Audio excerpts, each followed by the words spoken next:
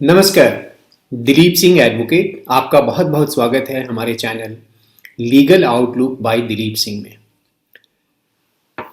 क्योंकि 3 कानूनों के संवैधानिक वैधता का मामला है,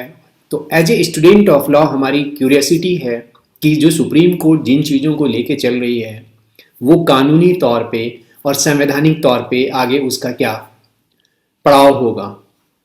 दूसरा मुद्दा, चूंकि 50 दिन हो गए आंदोलन के, किसान आंदोलन के, और उनकी तरफ से बड़ा एक स्टर्न अप्रोच लेके चल रहे हैं वो, तो कोर्ट गवर्नमेंट एंड जो किसान का है उसको तालमेल कैसे बिठाएगी, जो क्या विन विन सिचुएशन क्रिएट कर पाएगी कोर्ट। इस संदर्भ में हम आगे बढ़ते हैं, देखते हैं कि कोर्ट ने 12 दिसंबर को 2021 को क्या ऑर्डर पास किया और उसके क्या इम्प्लीकेशंस, और कोर्ट ने उन बातों को क्या कहा। 2 इंपॉर्टेंट ऑर्डर्स थे जो 12 दिसंबर को सुप्रीम कोर्ट ने पास किया। पहला कि एक अंतरिम आदेश पारित किया कि जो 3 फॉर्म लॉज हैं, 3 कृषि कानून हैं, उनको स्टे कर दिया। दूसरा, एक एक्सपर्ट कमिटी का गठन किया। और इन चीज़ों को करते हुए कोर्ट ने ये कहा कि ये बड़ा एक एक्स्ट्रा ऑर्डिनरी, जो स्टे का ऑर्डर है वो एक्स्ट्रा ऑर्डिनरी है, और दूसरा कि ये न्यायपूर्ण व्यवहार की जीत है। स्टे का मतलब यहाँ पर ये है, जो अंतरिम स्टे है उसका मतलब ये है कि सेंटर अब किसी भी तरीके से फॉर द टाइम बीइंग आगे इन कानूनों को लेकर कोई भी एग्जीक्यूटिव एक्शन नहीं ले सकती इन लॉ को इन्फोर्स करने के लिए। अब ये है कि भाई क्या पर्पस है एक्सपर्ट कमिटी को गठित करने का, और कोर्ट ने क्या कहा इनको गठित करते वक्त। सुप्रीम कोर्ट ने कहा कि ये 4 मेंबर की कमिटी है, ये दोनों पक्षों के ग्रीवांसेस को सुनेगी, उनके नजरिए को सुनेगी और उनके बेसिस पर अपना रिकमेंडेशन देगी।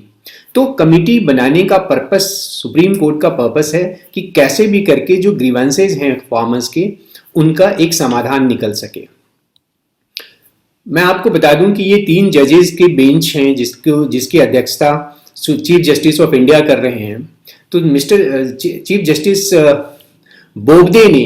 अपने 11 पेज के ऑर्डर में ये कहा, और काफ़ी इम्फेसिस देकर कहा कि जो एक्सपर्ट कमिटी का गठन किया जा रहा है उसके पीछे सबसे पहला बेसिक पर्पस ये है कि एक सद्भावपूर्ण वातावरण तैयार हो दोनों पक्षों के बीच बात करने का, और किसानों में जो कॉन्फिडेंस नहीं जनरेट हो पा रहा है सरकार के प्रति और सरकार के रवैये को लेकर, वो किसानों में कॉन्फिडेंस हो और एक ट्रस्ट का माहौल पैदा हो। कोर्ट इस बात को लेकर कंसस थी कि कई राउंड के बात हो चुके हैं, आपस में नेगोशिएशन का पहल हो चुका है, बट सभी बेनतीजा निकला है। दूसरा, वो ये जानती थी कि वो इस बात को लेकर भी काफ़ी इस बात को महत्व दिया और इस बात को कंसिडर किया कि जो ये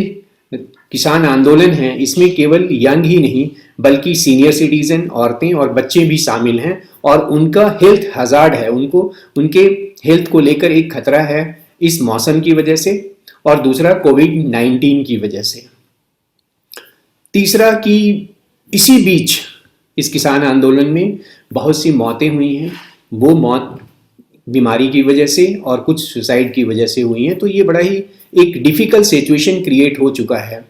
जिसको टैकल करने की कोशिश की सुप्रीम कोर्ट ने किसानों के आंदोलन का पीसफुल होने की काफ़ी तारीफ की, और ये जानते हुए भी कि जो मुद्दा उस कोर्ट के सामने है वो कॉन्स्टिट्यूशनल वैलिडिटी का है और उसमें स्टैट्यूट को स्टे करने के प्रोविजंस नहीं हैं, और ये प्रेसिडेंट भी नहीं है, इसके पहले कभी हुआ भी नहीं है कि किसी पार्लियामेंट के द्वारा पास किए गए कानून को स्टे किया जाए कॉन्स्टिट्यूशनल वैलिडिटी को टेस्ट करने के दरमियान, संवैधानिक वैधता देखने के दरमियान। तो कोर्ट ने एक बात और कही कि जो सिचुएशन है थोड़ा डिफिकल्ट इसलिए भी है कि जितने किसान यूनियन हैं उतने ही इस तरह के ओपिनियन हैं, तो बड़ा मुश्किल हो रहा है इन चीज़ों को लेकर एक समन्वय बनाने में। और इसी से कोर्ट ने एक लाइन कहा जो बहुत इंपॉर्टेंट है अपने जजमेंट में, कि या तो आप प्रॉब्लम को रिजॉल्व कीजिए और रिजल्व करने का तरीका निकालिए, और नहीं तो आपका एजिटेशन बहुत लंबे समय तक चलेगा और उसका कोई पर्पस नहीं होगा। कोर्ट ने ये इंश्योर करने के लिए कि ये जो पार्टिसिपेशन है किसानों का वो काफ़ी इंक्लूसिव हो, उन्होंने कहा कि जो भी फार्मर्स बॉडीज हैं, चाहे वो प्रोटेस्ट कर रहे हैं या प्रोटेस्ट नहीं कर रहे हैं, चाहे वो सपोर्ट कर रहे हैं या अपोज कर रहे हैं, सभी किसान के संगठनों को कोर्ट ने कहा कि भाई आप पार्टिसिपेट कीजिए, और कमेटी के सामने, कमेटी 10 दिन के अंदर अपना काम शुरू करेगी और अपना रिपोर्ट 2 महीने के अंदर देगी। कोर्ट ने ये भी डायरेक्ट किया कि जो मिनिमम सपोर्ट प्राइस है, जो सिस्टम चल रहा है ऑलरेडी, वो अभी तक चलता रहे, आगे भी चलता रहेगा, और इसको अभी किसी तरीके से डिस्टर्ब नहीं किया जाएगा टिल फर्दर ऑर्डर, जब तक कोर्ट इस पर अपना संज्ञान ना ले ले। इंटरेस्टिंगली गवर्नमेंट इस पूरे 3 कानून को प्रोजेक्ट कर रही है कि ये एक मेजर रिफॉर्म है कृषि के क्षेत्र में, और ये इसके बीच से जो मिडिल मैन बिचौलिए हैं, किसान और कंज्यूमर के बीच जो बिचौलिए हैं, उनको खत्म करने का प्रयास है। वहीं पे जो प्रोटेस्टिंग फार्मर्स हैं, उनका ये कहना है कि ये कानून अगर नहीं रोका गया, नहीं खत्म किया गया, तो अल्टीमेटली उनकी जमीन उनके हाथ से चली जाएगी। अब जो मैं कहना चाहता हूं इन इश्यूज पर, कि ये सुप्रीम कोर्ट के सामने बड़ा ही कॉम्प्लेक्स इशू है। ये यहाँ पे नॉर्मल सिचुएशन नहीं है कि किसी कानून की संवैधानिक वैधता को देखी जाए और कोर्ट डिसाइड कर दे कि ये कानून संवैधानिक वैधता के टेस्ट को पास कर गया या नहीं पास कर पाया। यहाँ पे जो इशू इन्वॉल्व है वो एक सामाजिक भी है, आर्थिक भी है, और भविष्य को देखकर जो कानून कृषि के क्षेत्र में जो बदलाव लाने की जरूरत है वो भी मुद्दा इन्वॉल्व है। तो इसका एक socio economic as well as एक इकोलॉजिकल नीड्स है एग्रीकल्चर सेक्टर की, जिसको कंसीडर करते हुए कानून को देखना है और उसमें सुधार, जो और भी चेंजेस हो सकते हैं, वो लाने की कोशिश करनी है। सेंट्रल लॉ जब भी बनाया जाता है तो वो किसी स्पेसिफिक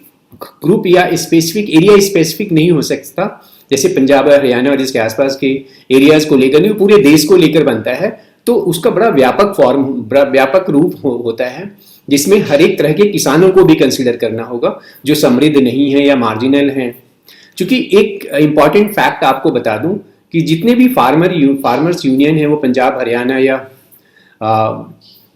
वेस्टर्न यूपी के आसपास के जो हैं, वो वहाँ पे जो एमएसपी लागू है वो मुश्किल से 5 to 6% ही फार्मर्स, जो पूरे कंट्री के 5 to 6% ही फार्मर है, उनको बेनिफिट हो रहा है। तो अगर एमएसपी को लेकर कोई कानूनी गारंटी दे दी जाए तो ये आज के डेट में ये संभव नहीं है। जो सरकार का या जो विशेषज्ञ हैं उनका जो कहना है वो ये है। और एमएसपी भी सारे क्रॉप को, सारे फसल को नहीं कवर करती, और ये इसमें से मुश्किल से 20 जो बहुत से किसान हैं जो और देश के दूसरे हिस्से में हैं, अपना 20 to 40% बिलो द एमएसपी अपना ज़्यादातर क्रॉप्स को बेचते हैं। और बहुत से क्रॉप्स, खासकर जो इवन की जो फ्रूट्स एंड वेजिटेबल्स और दलहन वगैरह है, ये एमएसपी में कवर नहीं होता है। और अगर सरकार गारंटी देने की, एमएसपी को गारंटी देने की कोशिश करती है या प्रावधान लाती है, तो इसको लाखों करोड़ रुपया हर एक साल खर्च करना होगा। जबकि अभी कृषि के क्षेत्र में जो डेवलपमेंट लाने की ज़रूरत है, उसमें बहुत से और ऐसे एरिया, चाहे वो इरिगेशन हो या रिसर्च एंड डेवलपमेंट हो, वहाँ पे पैसे की ज़रूरत है। तो ये सब चीज़ें सरकार जो बता रही हैं वो भी अपने आप में वाजिब दिखती हैं। जबकि फार्मर्स जो प्रोटेस्ट कर रहे हैं, उन्होंने कैटेगरिकली डिनाई कर दिया है कि वो किसी भी तरीके से पार्टिसिपेट नहीं करेंगे जो एक्सपर्ट कमेटी के किसी भी प्रोसीडिंग में। अब देखते हैं कैसे आगे बढ़ता है किसान आंदोलन, कैसे क्या रुख लेता है, या एक्सपर्ट कमेटी की प्रोसीडिंग कैसी होती है, सरकार कैबिनेट में क्या डिसीजन लेती है, और अल्टीमेटली कोर्ट रूम में क्या डेवलपमेंट होता है। As a student of law हमें बहुत कुछ देखने को मिलेगा, चूंकि ये बिल्कुल नए तरीके से सुप्रीम कोर्ट कोशिश कर रही है मुद्दे को रिजॉल्व करने का, और फिर बाद में जो लॉ कॉन्स्टिट्यूशनल वैलिडिटी टेस्ट करते वक्त आएगा वो भी एक नई जूरिस्प्रूडेंस के डेवलपमेंट को देखने को मिलेगा, कॉन्स्टिट्यूशनल जूरिस्प्रूडेंस के डेवलपमेंट। इसके पहले कि मैं कंक्लूड करूं, मैं आपसे रिक्वेस्ट करूंगा कि जब ये लॉ बना था तो मैंने एक वीडियो बनाई थी इन फॉर्म लॉज को लेकर, उसका डिस्क्रिप्शन सेक्शन में मैं लिंक दे दूंगा, वो भी देखिए, तो आपको उस एक्ट से रिलेटेड बहुत सी सारी जानकारी मिलेगी। थैंक यू वेरी मच, बहुत बहुत धन्यवाद आपको मेरे साथ इस वीडियो में पार्टिसिपेट करने के लिए। अगर आपने मेरा चैनल सब्सक्राइब नहीं किया है तो प्लीज़ सब्सक्राइब कीजिए और अपने व्यूज़ को ज़रूर शेयर कीजिए इस मुद्दे पे। धन्यवाद।